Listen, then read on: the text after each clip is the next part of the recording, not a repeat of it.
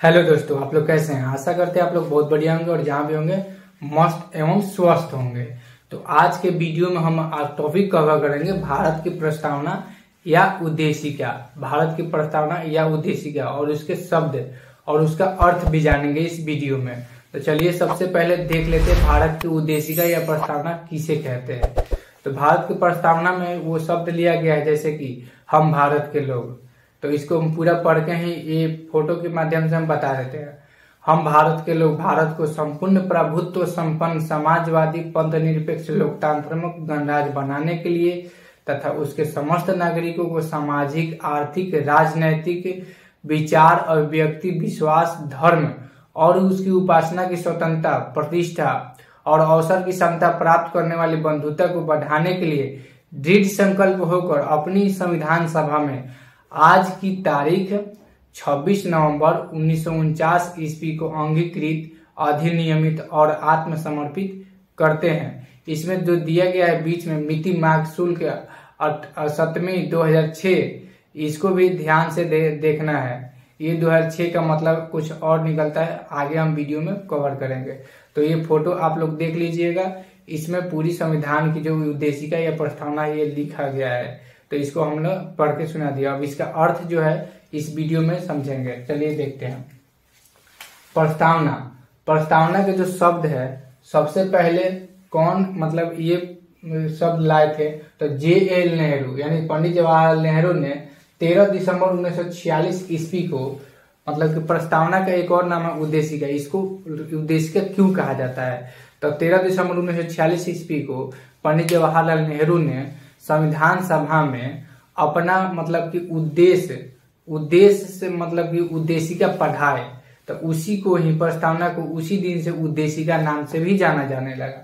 उसके बाद में ये जो हम भारत के लोग हैं उद्देशिका या प्रस्तावना ये चालू होता है, शुरू होता है हम भारत के लोग से। हम भारत के लोग से चालू होता है और अंत की बात कर ले तो ये अंत होता है 26 नवंबर 1949 अंगीकृत, यानी कि 26 नवंबर 1949 ईस्वी को संविधान को अंगीकृत किया गया था। पूर्ण रूप से लागू नहीं किया गया था, 26 जनवरी 1950 ईस्वी को किया गया था, इसीलिए अंगीकृत पे ही जाके अटक जाता है। अब आगे देख लेते हैं।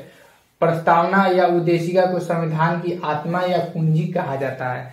आत्मा या कुंजी ये क्वेश्चन बार बार रिपीटेड पूछे जाते हैं। तो आत्मा की बात कर ले तो संविधान में दो तरह के क्वेश्चन बनते हैं।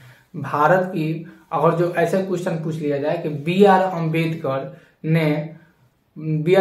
ने संविधान के किस भाषा को या किस शब्द को आत्मा कहा गया है तो संविधान के मौलिक अधिकार में अनुच्छेद 32 को भीमराव अंबेडकर ने संविधान की आत्मा कहा है। लेकिन यहाँ पे क्वेश्चन अगर जो पूछा जाए कोई किसी व्यक्ति को व्यक्त न करते हुए केवल कहा जाए कि संविधान में कौन सी भाषा जो है आत्मा है तो सीधे हम लोग जानेंगे कि प्रस्तावना या उद्देशिका संविधान की आत्मा है या कुंजी है। इसको और जो बात कर ले तो इसमें दो तरह की बातें होती हैं। इसमें कहा गया था कि संविधान की जो प्रस्तावना है इसमें संशोधन किया जा सकता है या नहीं। तो इसमें संशोधन नहीं किया जा सकता है। इसमें दो बातें जो है निकल करके सामने आई। जैसे कि हम लोग जानते हैं कि एक जो बात है 1960 ईस्वी में बेरूबारी संघवाद में सर्वोच्च न्याय 1960 ईस्वी में सर्वोच्च न्यायालय ने साफ शब्दों में कह दिया कि ये जो है संविधान की भाषा नहीं है, इसीलिए इसमें चेंजिंग नहीं किया जा सकता है। तब फिर एक और केशवानंद भारतीय केरल राज्यवाद जो हुआ 1973 ईस्वी में तो इसमें क्या हुआ केशवानंद में क्या कहा गया सर्वोच्च न्यायालय ने बोला कि इसको भारत का ही संविधान का ही एक भाग है, लेकिन इसके मूल जो स्वरूप है उसको चेंज नहीं किया जा सकता है। तो इसीलिए उसमें मूल जो शब्द है उसको चेंज नहीं किया जा सकता है। उसके अगले ही वर्ष 3 वर्ष के बाद में 42वां संविधान संशोधन हुआ। उसमें 3 शब्द ही जोड़े गए, लोकतांत्रिक पंथ निरपेक्ष और अखंडता। ये 3 शब्द जोड़े गए हैं 42वें संविधान संशोधन 1976 ईस्वी के द्वारा। तो चलिए देखते हैं। 42वें संविधान संशोधन 1976 ईस्वी के द्वारा समाजवादी, पंथ निरपेक्ष और राष्ट्र की अखंडता शब्द जोड़े गए, 3 शब्द जोड़े गए हैं।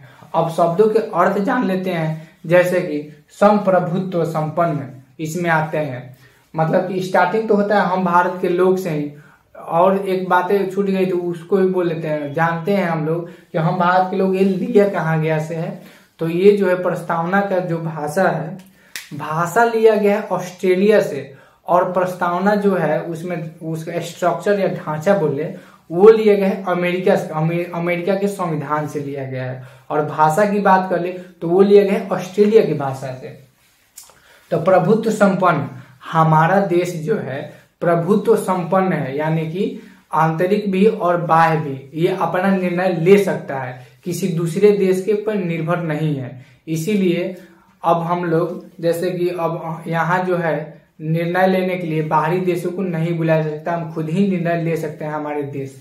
समाजवादी, ये समाजवादी जो है हमारा देश लोकतांत्रिक समाजवाद का समर्थन करता है, लोकतांत्रिक ना कि समाजवादी। समाजवादी नेताओं लोग जैसे कि पॉलिटिशियन लोग बोलते हैं समाजवादी का अर्थ अलग निकलता है, लेकिन संविधान में जो भाषा लिखा गया हम उसकी चर्चा कर रहे हैं। तो संविधान में लोकतांत्रिक समाजवाद को समर्थन किया गया है, जिसमें किसी भी प्रकार का भेदभाव शामिल नहीं है, जिसमें किसी भी प्रकार का भेदभाव शामिल नहीं है। अब आते हैं पंथ निरपेक्ष। पंथ निरपेक्ष का जो है हमारा देश स्वयं में धार्मिक नहीं है, मतलब हमारा जो देश है वो स्वयं में धार्मिक नहीं है, यानी कि किसी भी धर्म को ये नहीं मानता है, ये सभी धर्म को आपस में सम्मान मानता है, यानी कि धर्म में सद्भावना के सिद्धांत पर अनुसरण करना है। यानी कि ये हिंदू राष्ट्र होते हुए भी, हमारा जो देश है हिंदू राष्ट्र होते हुए भी एक धर्म को सपोर्ट नहीं करता है।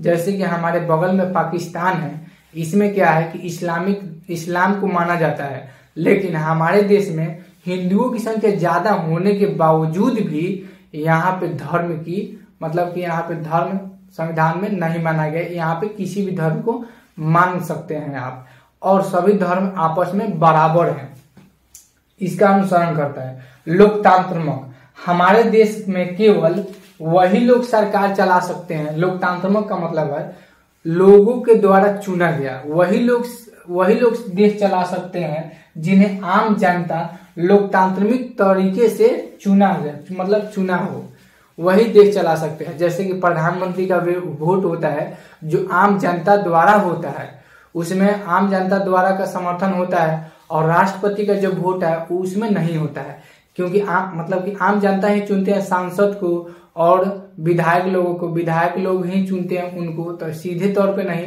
लेकिन सीधे तौर पर नहीं, एक प्रकार से असीधे रूप से भी हम लोग ही जनता ही चुनते हैं उनको भी। तो अब लोकतांत्रिक गणराज्य के बारे में हम जानते हैं आगे। हमारा देश वंश परंपरागत के आधार पर कोई भी शासन नहीं हो सकता है। देश को सभी पदाधिकारी यानी अथॉरिटी को प्रत्यक्ष या परोक्ष रूप से जनता द्वारा निर्वाचित होते हैं। यानी गणराज्य का मतलब होता है यहाँ पे गणराज्य, और राज्य में होता है कि राजा का बेटा ही राजा बनेगा, लेकिन यहाँ गणराज्य है।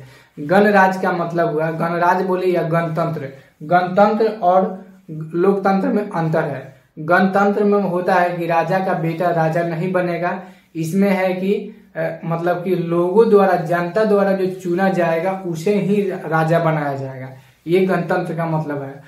यहाँ गणराज्य का भी मतलब यही निकलता है। अब राष्ट्र की एकता और अखंडता की बात कर ले तो राष्ट्र की एकता और अखंडता में शब्द ये है कि हमारे देश में जो है अनेक धर्म और अनेक जातियां रहती हैं, इसके बावजूद भी हमारा जो देश है अखंड है। इसी अखंडता को ये स्वरूप दर्शाता है हमारा ये जो अभी सारा देखे हैं, प्रभुत्व संपन्न, समाजवादी, पंथ निरपेक्ष, लोकतांत्रिक, गणराज्य, समाजवादी, ये सारा जो है भारतीय संविधान का स्वरूप है। इसमें अभी और है जो कि हम बताएंगे, आगे देखते हैं। प्रस्तावना या उद्देशिका, इसको हम अब बढ़िया तरीके से लिख दिए हैं क्योंकि अब ज्यादा समझ में आएगा। प्रस्तावना, संविधान का स्रोत हम भारत के लोग से स्टार्टिंग होता है और आत्मसमर्पित यानी अंगीकृत पर ये खत्म होता है। स्वरूप की बात कर ले तो संप्रभुत्व संपन्न, इसका अर्थ बता दिए, समाजवादी का अर्थ बता दिए, पंथ निरपेक्ष का अर्थ बता दिए, लोकतांत्रिक का अर्थ बता दिया और गणराज्य और गणतंत्र का अर्थ बता दिए। इसमें उद्देश्य क्या है तो उद्देश्य में न्याय, उद्देश्य में पहला शब्द आता है न्याय। न्याय में कौन कौन सी न्याय है तो सामाजिक, आर्थिक और राजनैतिक न्याय है। तो सामाजिक न्याय की बात कर ले तो इसमें आर्टिकल जो दिया गया है हमारा मौलिक अधिकार 15, 17 और 18 जो है ये दिया गया है। तो इसके बारे में विभिन्न प्रकार से चर्चा करेंगे जब हम एक टॉपिक चर्चा करेंगे मौलिक अधिकार तब। इसमें कोई जान लीजिए न्याय, सामाजिक, आर्थिक। आर्थिक में भाग 4 में आर्टिकल जो है 36 से 51, आर्टिकल 36 से 51 में जो चर्चा किया गया है वो आर्थिक पे है। और राजनीतिक, वयस्क मताधिकार द्वारा, इसमें पढ़ा लिखा आवश्यक नहीं है, इसमें वयस्क और मताधिकार यानी 18 साल की उम्र हो गया है तो आप वोट दे सकते हैं, ये राजनीतिक है। और स्वतंत्रता की बात कर ले तो व्यक्ति को खुद का विकास मतलब कि स्वतंत्रता ऐसा दिया गया है जैसे कि कोई भी व्यक्ति अपने आप को खुद का विकास करे और उस विकास से देश का उसके विकास से देश का विकास हो तो उस प्रकार की स्वतंत्रता मतलब कि दिया गया है। उसके बाद में समानता, समानता भी 2 प्रकार के आर्थिक और सामाजिक तौर पर दिया गया है। तो सामाजिक यानी समाजवाद से मतलब है, आर्थिक जो है ये आर्टिकल इसी में आ जाएगा, भाग 4 में ही है। व्यक्ति की गरिमा, व्यक्ति की गरिमा की बात कर ले यानी अभिव्यक्ति की तो आर्टिकल 21 ये पर्सनली इसी के लिए है तो मौलिक अधिकार से रिलेटेड है, ये भी मौलिक अधिकार में ही टॉपिक कवर कर लिया जाएगा। राष्ट्र की एकता और अखंडता, इसका अर्थ बता दिए हैं कि धर्म अलग और जाति अलग होने के बावजूद भी हमारा देश जो है आपस में मिलके रहता है, अखंडता की सबसे बड़ी प्रमाण है। बंधुता, बंधुता का मतलब हुआ भाईचारा, यहाँ पे भाईचारा हम उसकी मदद करें तो वो हमारी मदद करेगा, मतलब कि यहाँ भाईचारे की भावना रखी जाती है।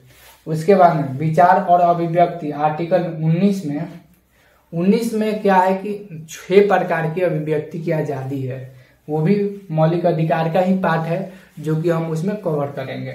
अधिनियम, अधिनियम क्या है? अधिनियम मतलब ऐसा कानून जो वैधानिक रूप से बनाया गया हो उसे अधिनियम कहते हैं। अब देख लेते हैं 2 महत्वपूर्ण बातें जो उद्देशिका में कही जाती है, ये है N.A. पालकीवाला, N.A. पालकीवाला ने बोला है कि प्रस्तावना एक परिचय पत्र है। प्रस्तावना क्या है? एक परिचय पत्र है, ये बोले हैं पालकीवाला ने। प्रस्तावना को परिचय पत्र यानी कि किसी भी देश से परिचय कराने के लिए ये परिचय है। उसके बाद में अल्लादी कृष्ण स्वामी अय्यर ने कहा है कि दीर्घकालिक सपनों का विचार है, जो प्रस्तावना है दीर्घकालिक सपनों का विचार है। उनका मानना ये था कि हमारे इतने दीर्घकालिक तो आगे चल के हमारा देश कैसा हो, कैसा शासन करेंगे, उसके हिसाब से ये प्रस्तावना को ढांचा मतलब कि ये विचार व्यक्त किए थे कौन? अल्लादी कृष्ण स्वामी अय्यर ने। तो अब आशा करते हैं कि ये प्रस्तावना या उद्देशिका आप लोग को समझ में आया होगा। समझ में ना आया हो तो कमेंट सेक्शन में जरूर आप लोग बताइएगा कि इसमें क्या समझ में नहीं आया है। अगर जो वीडियो पसंद आया है तो इस वीडियो को लाइक और शेयर करना मत भूलिएगा। और थैंक यू जो आप लोग BAGL एग्जामपुर से जुड़े रहे हैं। तब अगले वीडियो में मिलते हैं, तब तक के लिए जय हिंद।